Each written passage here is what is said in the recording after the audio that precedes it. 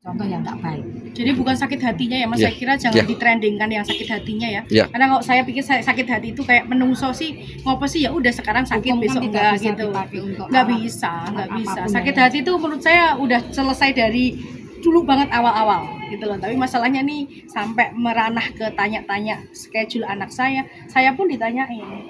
Baru di mana gitu ditanyain mau apa. Ya kan gitu. Sedetail itu ya. Sedetail itu ya untuk pelajaran aja. Kalau hanya sakit hati no. Yeah. Sama sekali enggak. Kalau konten pembuliannya itu seperti apa sih Mbak? Ya intinya kayak sedikit mengcosplaykan ya, memperankan, memparodikan. Jadi memperankan ada yang memperankan sebagai seorang Saya. Mbak Anita, ada yang temennya, ada yang seperti itu. Mungkin nanti kalau Mas melihat videonya baru nanti bisa memahami. Jadi memang nggak bagus sih videonya itu karena dibuat di depan anak-anak mereka. Gitu. Dulu temenan, terus kenapa jadi begini disayangkan aja. Kalau kita bisa duduk bareng-bareng ngobrol saling minta maaf kan enak, tapi ternyata nggak bisa. Jadi ya terpaksa sih seperti ini.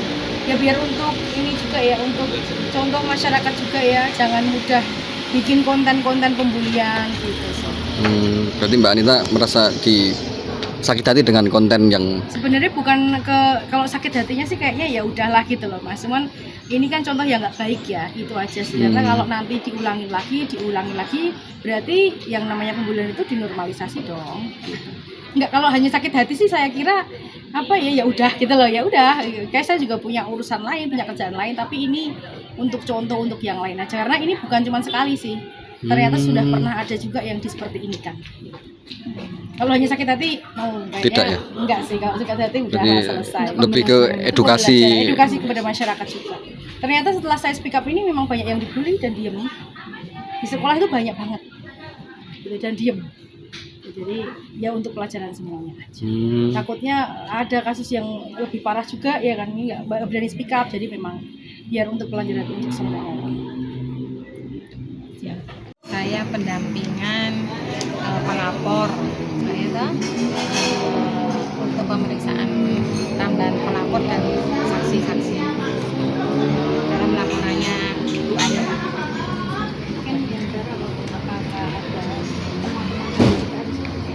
Ya kemarin ada teman baru sih, para terlapor itu justru mencari sisik melek kepada supir beliau.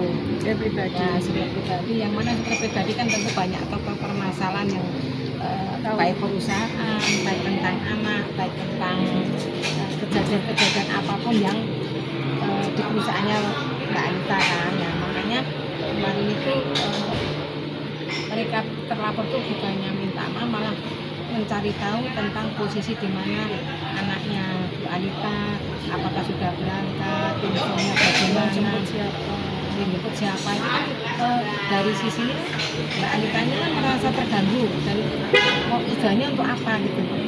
Dari sisi psikis ibunya kan takutnya ada ancaman kepada anaknya, kok sudah mengarang tentang tanya-tanya kepada supir pribadi yang antar jemput anaknya gitu.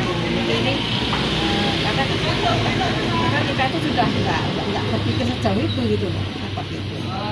Jadi nanti sudah disampaikan di dalam chat Bu Anita bahwa terlapor itu sampai juga menyerang psikologisnya dari ketakutannya dari pelapor maupun anaknya, yang mana notabene terlapor itu selalu mencari tahu melalui supirnya keadaan tentang anaknya Mbak Anita berangkat sama siapa, naik apa, posisi di mana, kan nggak benar.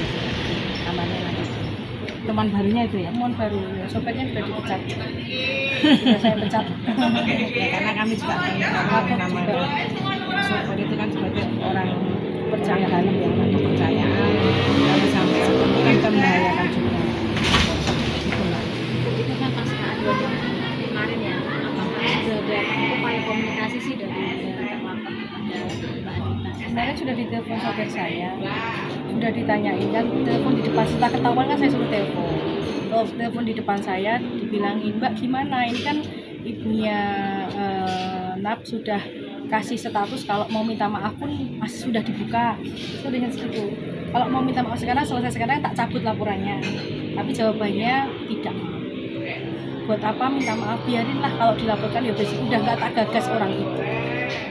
Ngomong kayak gitu. Ini kan nanti biar proses hukum yang berjalan, yang jelas apapun yang sudah dilakukan mereka sudah ada bukti dan ada saksi, nanti biar polisi yang menyelidiki. Mungkin harapan dari Mbak Anita saat ini gimana Mbak? Ya kalau harapannya ya biar proses hukum jalan saja, karena kami sudah tidak ada toleransi apapun. Kesempatan selalu diberikan ya. Karena biar proses hukum berjalan, nanti yang penting kita ikuti prosesnya. Ini kan langsung pemeriksaan dua saksi. Jadi nanti minimal ini bisa mengambil para terlapor maupun saksi-saksi baik dari sekolahnya maupun dari mereka para terlapor.